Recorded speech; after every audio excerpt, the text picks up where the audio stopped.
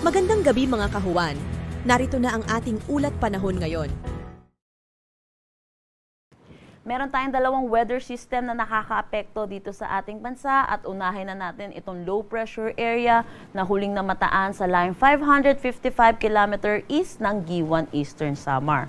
Kung makita po natin sa satellite imagery po natin, ito'y nananatili pa sa karagatan kaya hindi natin inaalis ang posibilidad na ito'y maging isang ganap na bagyo within the next 24 hours at papangalanan nating Enteng. At ito po yung panlimang bagyo natin para sa taon ng 2024.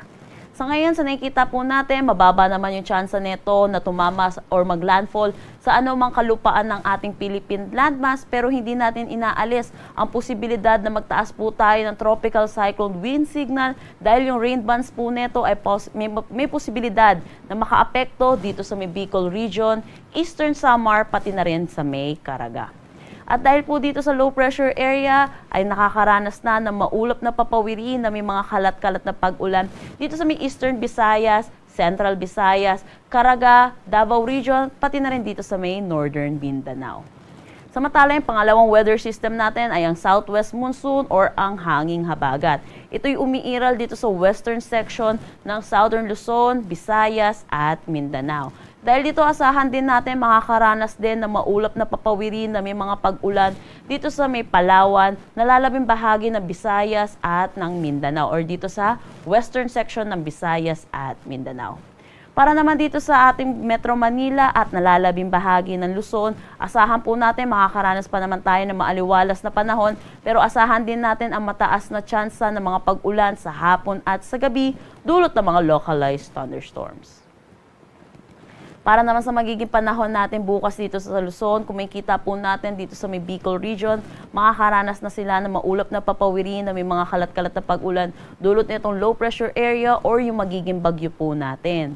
Pero kung makikita naman natin dito sa nalalabing bahagi ng Luzon, makakaranas pa tayo ng maaliwalas na panahon. Pero tandaan po natin, mataas ang tsansa ng mga pag-ulan sa hapon at sa gabi, kasama na po yung madaling araw po natin dulot ng mga localized thunderstorm.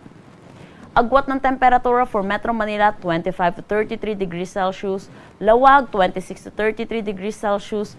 Tugigaraw, 25 to 34 degrees Celsius. For Baguio, asahan natin ng 18 to 24 degrees Celsius. Tagaytay, 23 to 32 degrees Celsius. At Legazpi, 25 to 31 degrees Celsius. Para naman dito sa Palawan, Visayas at Mindanao, makakaranas sila ng maulap na papawiri na may mga kalat-kalat na pag-ulan dulot po sa dalawang weather system po natin. Itong southwest monsoon ay posibilidad na makakaapekto dito sa southern Luzon at western section ng Visayas at Mindanao. And then kung makikita po natin yung eastern section po natin, ay dulot naman po ito ng low pressure area or yung magiging bagyo po natin. Agwat ng temperatura for Calayan Islands, 24 to 31 degrees Celsius. Iloilo, 26 to 31 degrees Celsius. Tacloban, 26 to 30 degrees Celsius. For Cebu at Cagayan de Oro, 25 to 31 degrees Celsius. Davao, 26 to 32 degrees Celsius. At dito sa Zamboanga, 25 to 31 degrees Celsius.